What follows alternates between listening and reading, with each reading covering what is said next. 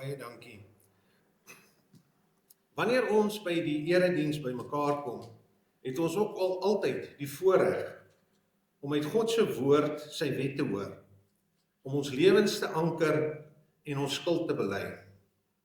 Elkeen van ons leef elke dag in een of ander vorm van spanning of van nood. Die grootste daarvan is om in die sonde vasgevang te wees. En die skokbesef dat ons nie uit ons eie krag daarvan kan loskom nie. Om hierdie nood te ken en daarvan verlos te word, moet ons luister na Eksodus 20, verse 2 tot 17. Hier sal ons die omvang van die nood ontdek en ons sal dit ook voor God kan bely. Ek lees dit graag aan u voor. Ek is die Here jou God, wat jou uit Egipte land, uit die slawehuis uitgelei het. Jy mag geen ander gode voor my aangesig hê nie. Jy mag vir jou geen gesneede beeld of enige gelykenis maak van wat bo in die hemel is of wat onder op die aarde is nie. Van wat in die waters onder die aarde is nie. Jy mag jou voor hulle nie neerbuig en hulle nie dien nie. Ek, die Here jou God, is 'n jaloerse God, wat die misdaad van die vaders besoek aan die kinders, aan die 3de en aan die 4de geslag van die wat my haat. En ek bewys barmhartigheid aan duisende van die wat my liefhet en my gebooie onderhou. Jy mag die naam van die Here jou God nie ydelik gebruik nie. Want die Here sal die een wat sy naam ydelik gebruik, nie ongestraf laat bly nie. Gedenk die Sabbatdag, dat jy dit heilig. 6 dae moet jy arbei en al jou werk doen. Maar op die 7de dag is die Sabbat van die Here jou God. Dan mag jy geen werk doen nie. Jy of jou seun of jou dogter of jou dienskneg of jou diensmaagd, of jou vee of jou vreemdeling wat in jou poorte is nie.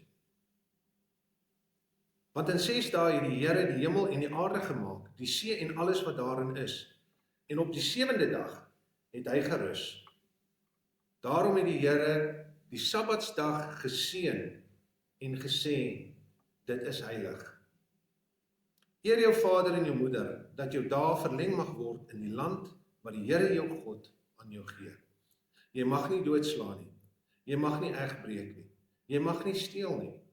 Jy mag geen valse getuie teen jou naaste spreek nie. Jy mag nie jou naaste se huis begeer nie. Jy mag nie jou naaste se vrou begeer nie. Of sy dienskneg, of sy diensmaag, of sy os, of sy esel, of iets wat van jou naaste is nie. Tot sover. Ons het dan nou ook geleentheid waar ons ook ons skuld kan bely. En ek gebruik die woorde van Romeine 7 as skuldbelydenis. So vind ek dan hierdie wet in my. Ek wil die goeie doen, maar al wat ek doen is die slegte. Diep in my wese vind ek vreugde in die wet van God. Maar ek vind in my doen en late 'n ander wet, wat stryd voer teen die wet van my gees. Dit maak my 'n gevangene van die wet van die sonde, wat in my doen en late aan die werk is. Ek, elendige mens, wie sal my van hierdie doodsbestaan verlos? Aan God al die dank. Hy doen dit deur Jesus Christus, ons Here. God het sy seun in die wêreld ingestuur om aan die kruis vir sondaars te sterwe. Daar is ook vir ons skuld betaal. Kom ons luister nou na 1 Johannes 5 vers 3 tot 5 en glo dat ons sondes met God versoen is. Want dit is die liefde tot God, dat ons sy gebooie bewaar, en sy gebooie is nie swaar nie. Want alles wat uit God gebore is, oorwin die wêreld. En dit is die oorwinning wat die wêreld oorwin het. Naamlik ons geloof. Wie anders is dit wat die wêreld oorwin, as hy wat glo dat Jesus die Seun van God is. Uit genade is julle gered.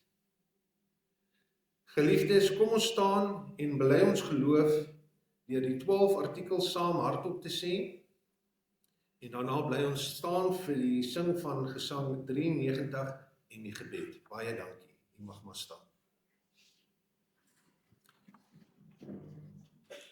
Ek glo in God die Vader, die Almagtige, die Skepper van die hemel en aarde, en in Jesus Christus, sy enige gebore Seun, ons Here, wat ontvang is van die Heilige Gees, gebore uit die Maagd Maria, wat gelei het onder Pontius Pilatus, gekruisig is, gesterwe het, en begrawe is, en ter helle neergedaal het, wat op die 3de dag weer opgestaan het uit die dode, wat opgevaar het na die hemel, en sit aan die regterhand van God, die Vader, die Almagtige Vader, vanwaar hy sal kom om te oordeel, die wat nog lewe en die wat reeds gesterf het.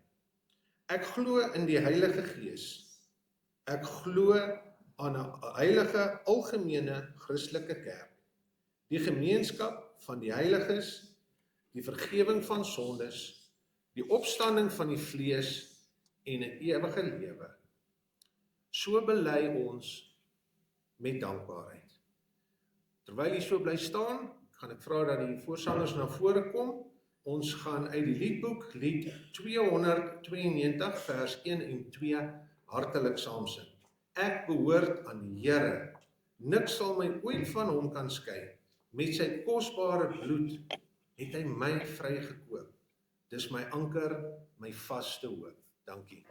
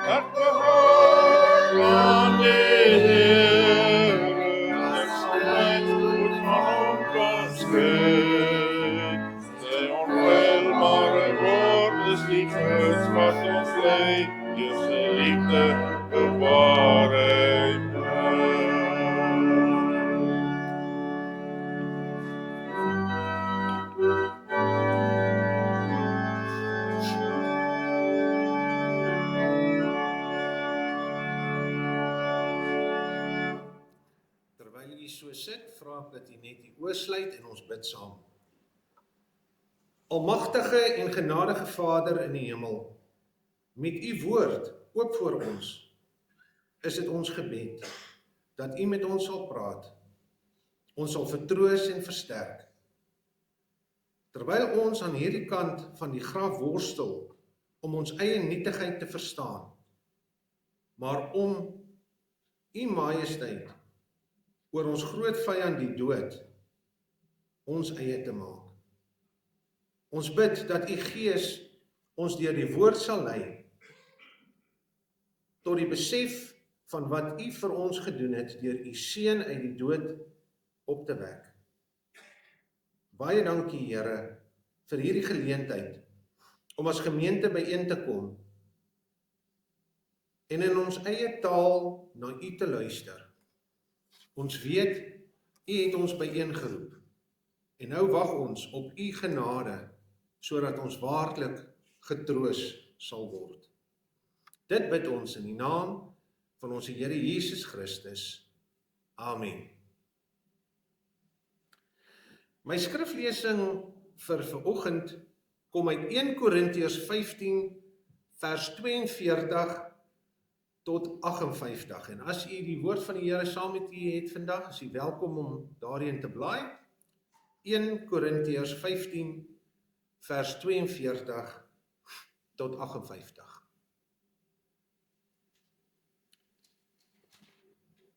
So is dit ook met die opstanding van die dooies, wat gesaai word in verganklikheid en word in onverganklikheid opgewek.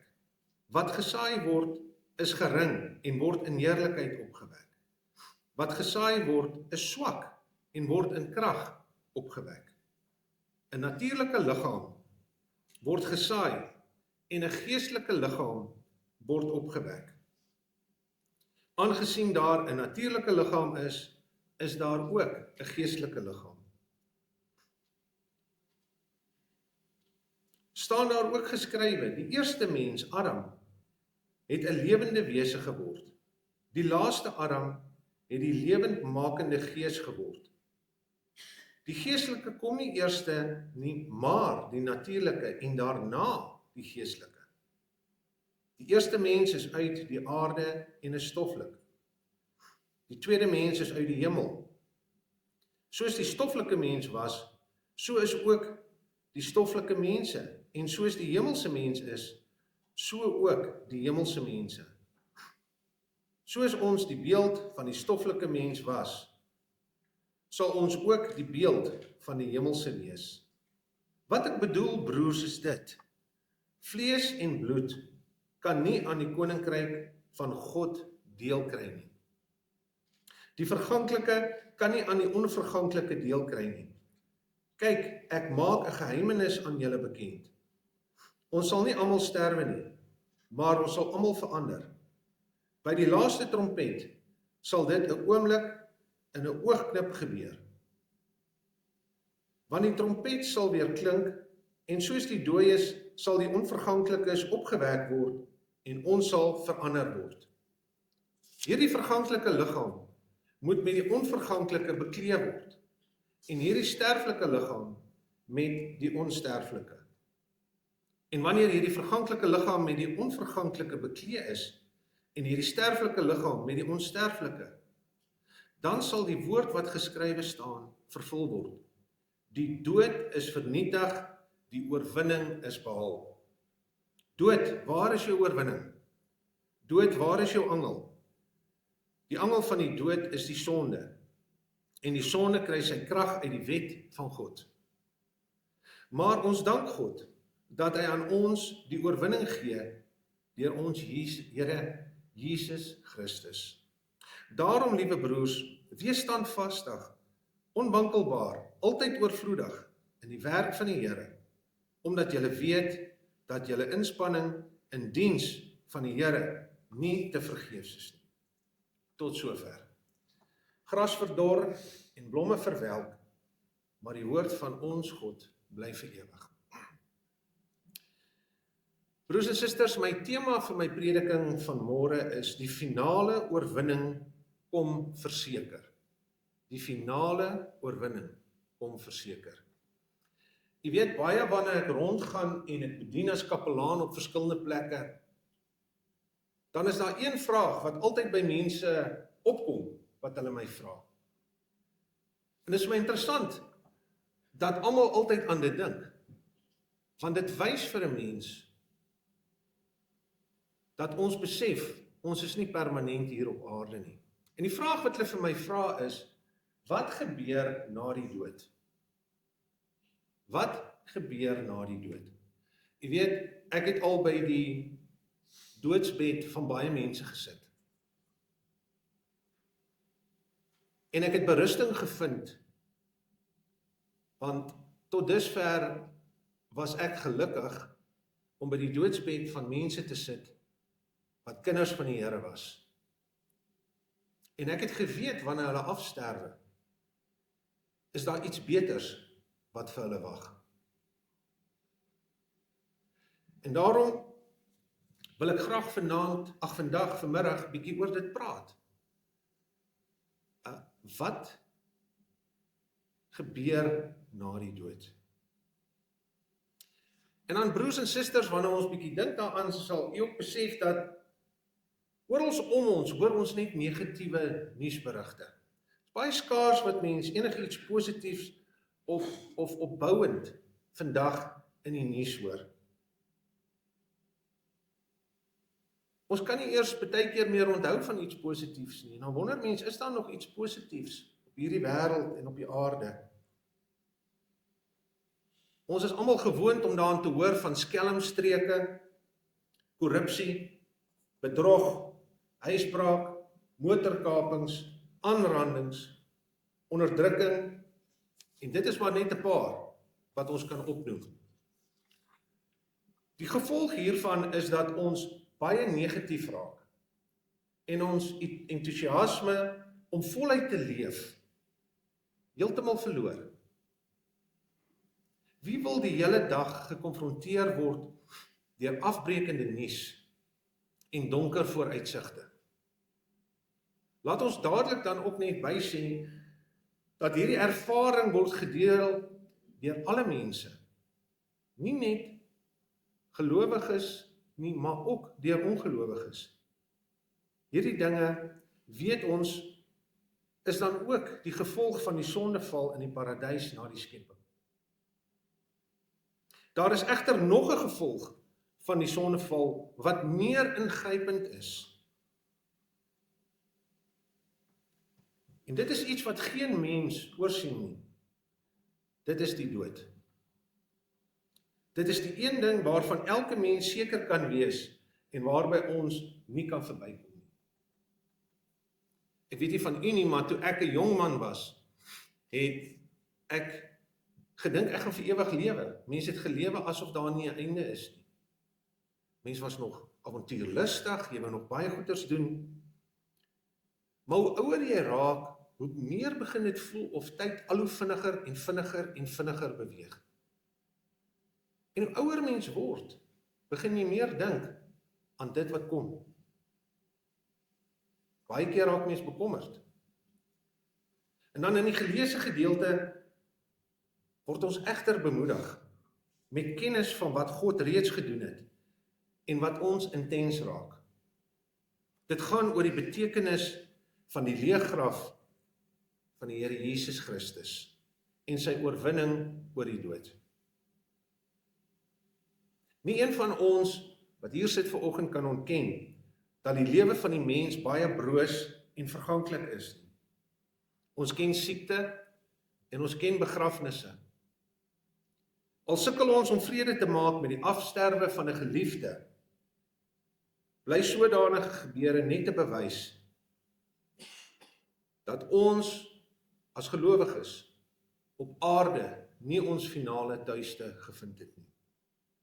Die hele skepping is immers aan die nietigheid onderwerp, soos ons lees in Romeine 8 vers 20.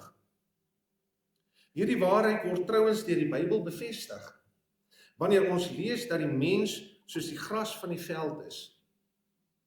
As die wind daaroor waai, verdroog dit en dit gaan dood. Inderdaad hang die dood soos 'n dreigende donker wolk bo ons, wat enige oomblik op ons kan neersak. En dan is dit vir my baie interessant dat Paulus het hierdie waarheid geken. En hy wil dat ons dit ook baie goed moet begryp. In vers 21 wys hy daarop dat ons kinders van Adam is. Deur die sondeval van Adam het die dood in die wêreld gekom en Adam se nageslag deel die dood. Die sonde van Adam het tot gevolg dat die ganse mensdom ook sondaars is en daarom die dood verdien.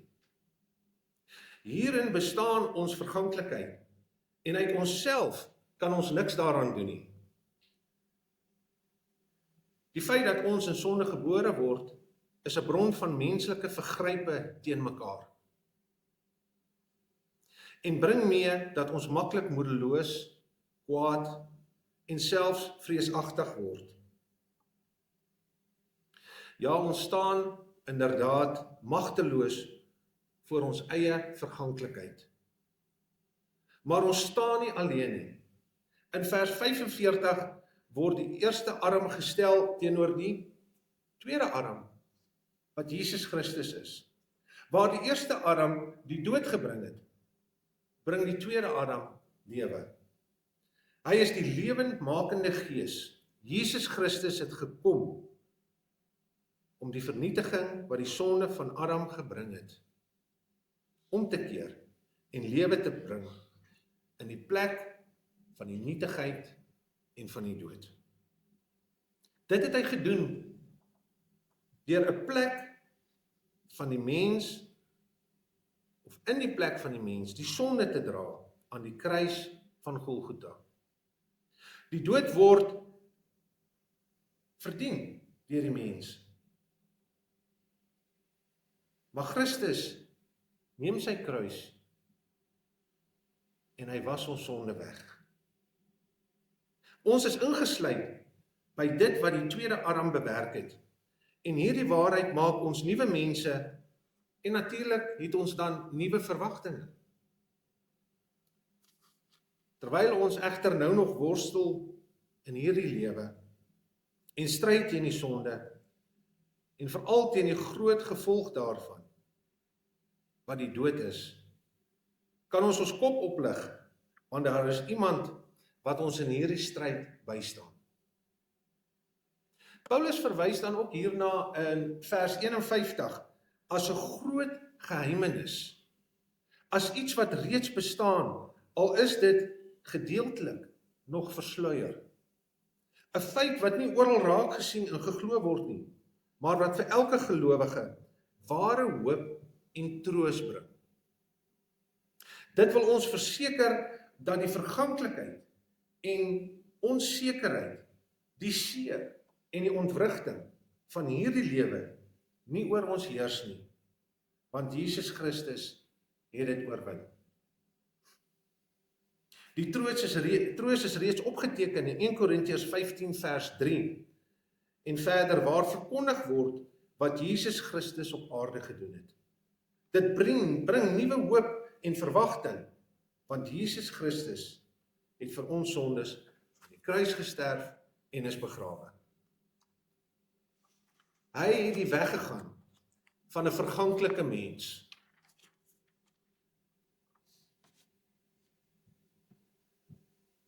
Hy het egter as 'n onskuldige, want ons moet onthou, hy kan nie sondig nie, die vernedering deurgemaak, sodat hy ons skuld op hom kon neem, om in ons plek gedood te word.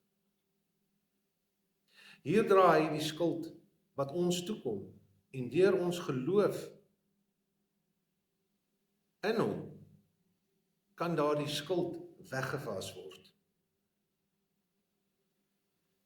So as ons kyk na sy skrywe hier vanoggend, dan lees ons ook dat die dood was egter nie die einde van die saak nie. Want in vers 4 stel hy dat Christus het opgestaan uit die dood. Sy graf was leeg na 3 dae, soos hy gesê het, dit sou wees. Hy leef omdat die dood hom nie kon vashou nie. Die graf was nie 'n gevangenis waaruit hy nie kon loskom nie. Hierdie dinge het alles gebeur soos wat die Bybel dit lank voor die gebeure voorsien het. Dit is ook bevestig deur die mense aan wie hy na die opstanding uit die dood verskyn het. Geliefdes, ons kan ook saam met die eerste Christene getuig dat ons verlosser leef, omdat die dood hom nie kon oorwin nie. En daarom bely ons elke Sondag saam met gelowiges oor die hele aarde dat Christus het opgestaan uit die dood. Sy opstanding is vir ons 'n bevestiging dat daar wel oorwinning oor die dood gekom het. As kerk leef ons met nuwe hoop, al lyk die toekoms hoe donker. Dit laat ons onwillekeurig vra of al ons twyfel en swaarmoedigheid werklik nodig is. Deel van hierdie geheimenis waarvan vers 51 praat, gaan nou oor die aanvaarding dat die oorwinning nie 'n moontlikheid is nie, maar 'n werklikheid. Daarom vervolg Paulus deur meer te sê oor wat gaan gebeur. Die dag wanneer die nietige finaal oorwin word en voor die ewige knak, sal daar nog mense wees wat met hulle aardse lewens besig is. Die wederkoms, want dit is wat hier beskryf word, sal baie skielik plaasvind. In net een oomblik sal alles verander. Op aarde sal alles tot 'n einde kom en mense sal of die heerlikheid of die verdoemenis ingaan. Die mense wat deur geloof een met Jesus Christus is, sal dadelik verander word, deurdat die verganklike met die onverganklike vervang word. Alle mense wat reeds gesterf het, sal uit die grafte opstaan. En hierin is tog 'n groot troos, wat ons moet raak sien. Die dag van die wederkoms, die laaste dag van hierdie aardse bedeling, wat gekenmerk word deur stryd, onreg en vervolging, sal aanbreek, terwyl die kerk van die Here Jesus Christus steeds bestaan. Jy weet, ek hoor baie keer raak mense baie moedeloos oor die kerk. Hulle sê die getalle word minder, al hoe minder mense kom kerk toe. Maar die kerk, wil ek vir u vandag sê, van Jesus Christus sal bestaan, tot wanneer hy kom. Want hy het dit so beskik. En dan geliefdes, dit is dan ook juis hierdie leë graf van die Here Jesus Christus, wat ons vul met hoop vir die oorwinning, terwyl ons deel in die voortgaande stryd, wat sal voortduur tot die dag wat hy verskyn. Ons lewe elke dag met die skaduwee van die dood wat oor ons val, maar ons moet dit beleef met die wete dat die dood deur ons verlosser oorwin is. Nou moet ons na die dood kyk, nie as die finale teken van ons einde nie, maar vanuit die wete dat daar na die graf 'n lewe wag in die teenwoordigheid van God. En jy weet, die beste manier vir my om te beskryf wat gebeur na die dood is die wete dat wanneer ek nie meer in hierdie liggaam is nie, is ek teenwoordig by Jesus Christus. Ons beleef op elke oomblik die gevolge van 'n aardse bestaan en die lewe om ons.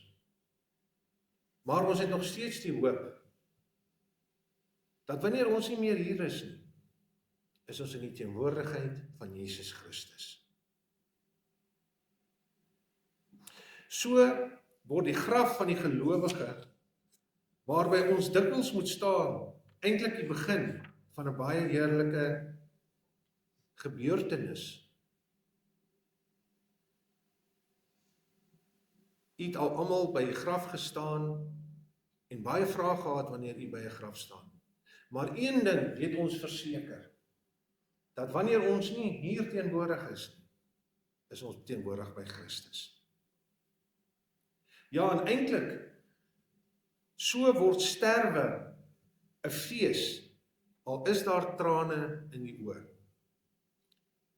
Dit is die wonderboodskap van die leë graf, waarin Jesus Christus neergelê was. Dit is die deur na oorwinning, wat nou op elke kind van God wag. Ja, dit is weliswaar nie die einde van die stryd op aarde nie. Dit plaas wel die dood in 'n nuwe lig en dit moet ons raak sien. Ons lees in Hosea 13 vers 14. Uit die mag van die doderyk sal ek hulle loskoop. Ek sal hulle verlos van die dood. Dood, waar is jou pestilensies? Doderyk, waar is jou verderf? In die Nuwe Testament word die woord pestilensies vertaal met angel. In Jesaja 25 vers 8 staan daar ook geskrywe, hier sal die Here God die dood vir ewig vernietig en die trane van almal se gesigte afvee. Hierdie profetiese woorde is vervul in Jesus Christus, maar sal tot volle openbaring kom by sy wederkoms. Daar sal die waarheid ons belewenis wees, net soos dit voorsien is. Ons kan egter nou reeds getroos word uit wat hier gesê word en wat ook deur die apostel Paulus gedeeltelik aangehaal word in verse 54 en 55.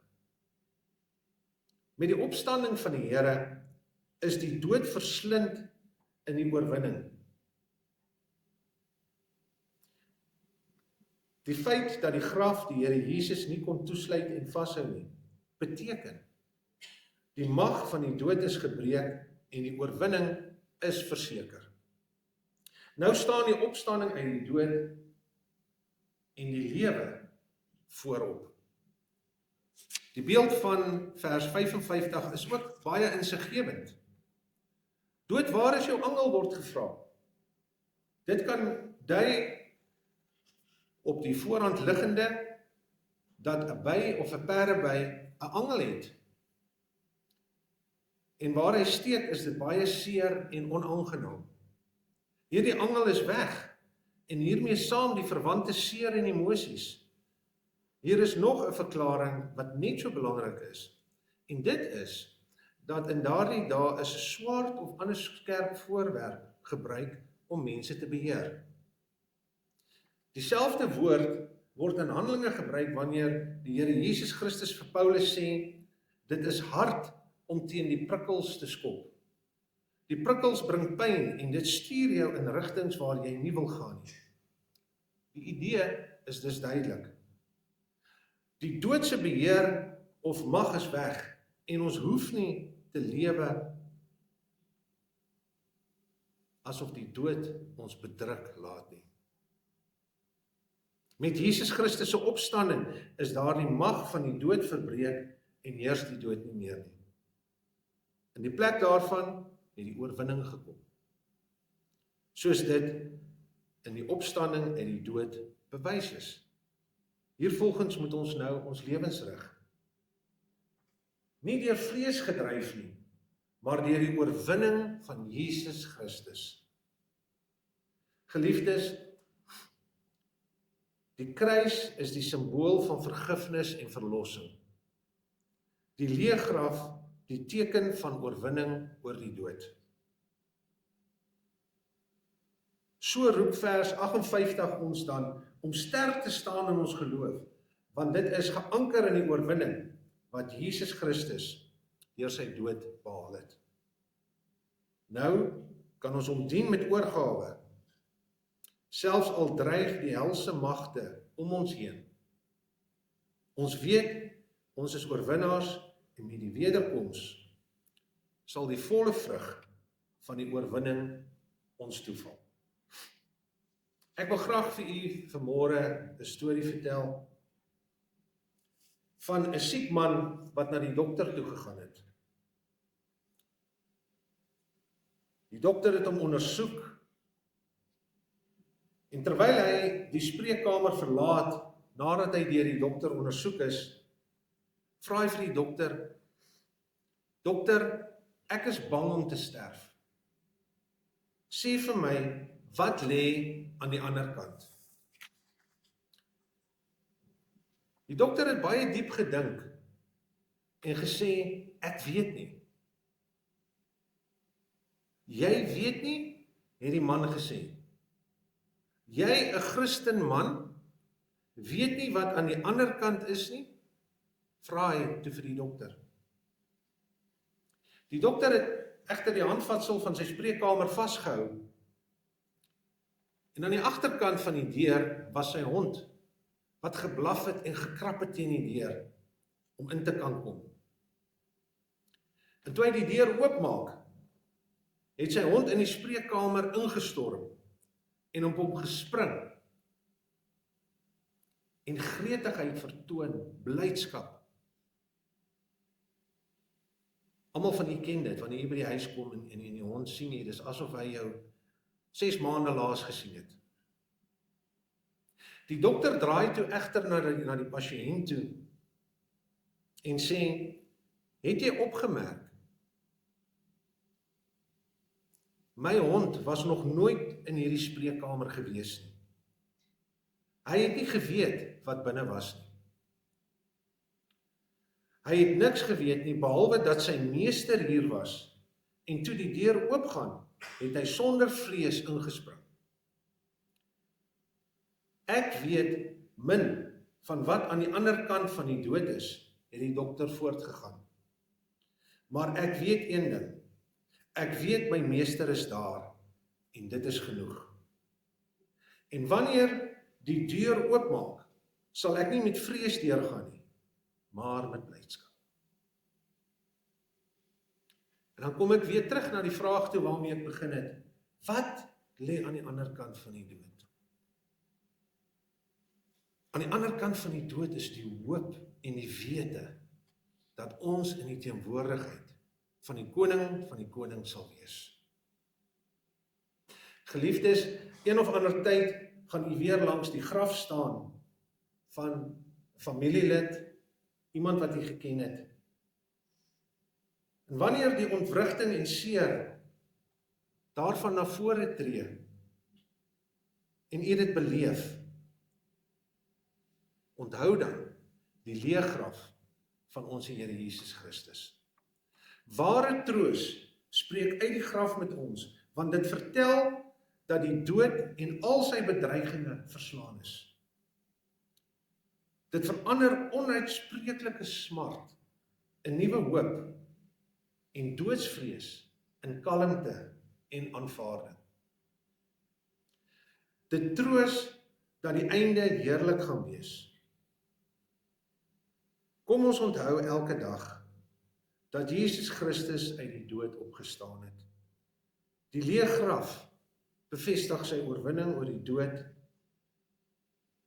en dat ons met hom in die oorwinning deel. Christus het gesterwe, Christus het opgestaan, Christus kom weer. Kom ons sluit die oor en bid ons saam. Almagtige Vader, Skepper en onderhouer van alles wat bestaan. Dankie vir die troos om te weet dat ons nooit sonder u versorging leef nie.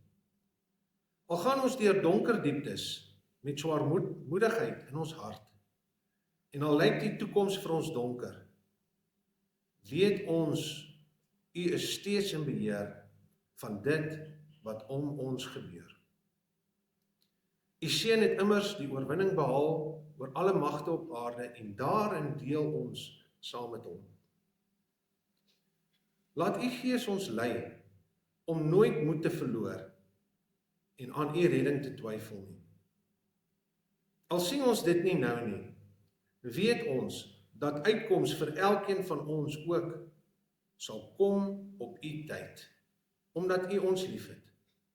Ons bid dit met dankbaarheid in die naam van ons Here Jesus Christus. Amen. Ek wil nou geleentheid gee vir die offergawes om opgeneem te word. Dankie.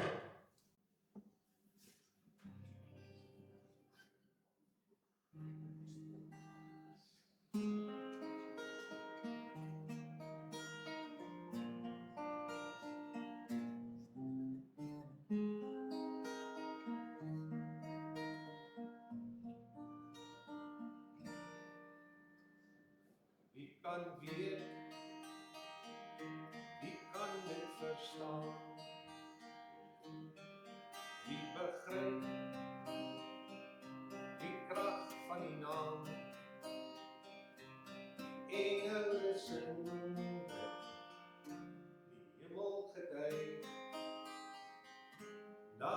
geen ander meer, geen ander meer. Hy is 'n groot God, dis wie hy is. Hy is 'n groot God, dis wie hy is.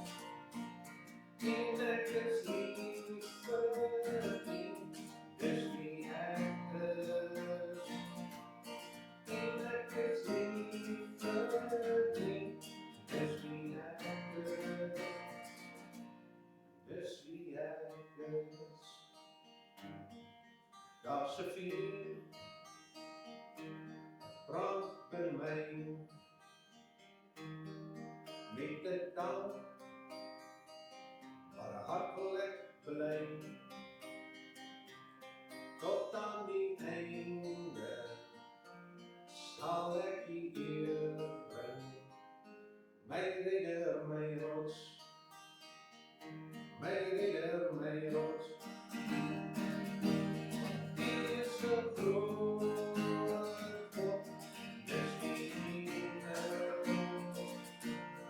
Hy is 'n groot God, dis wie hy is.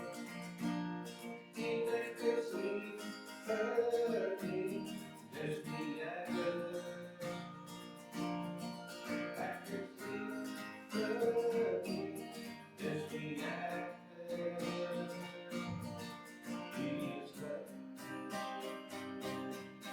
he is good,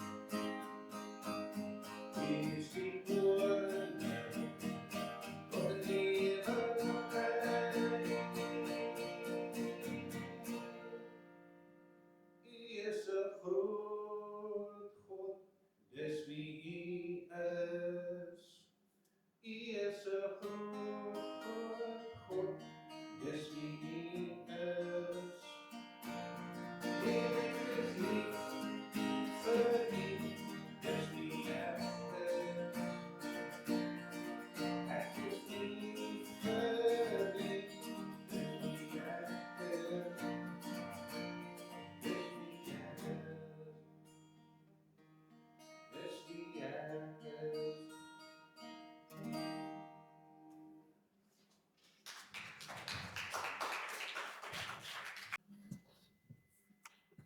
Wat 'n voorreg om die Here te kan prys en loof met sang. En ek wil vra dat u dit nou saam met my sal doen. Ons gaan almal opstaan en hartlik saam sing uit ons liedeboek lied 223 vers 1, 2 en 3. Aan Jesus koning al die eer, buig engele voor hom neer. Kom ons staan en verheerlik die Here. Dankie.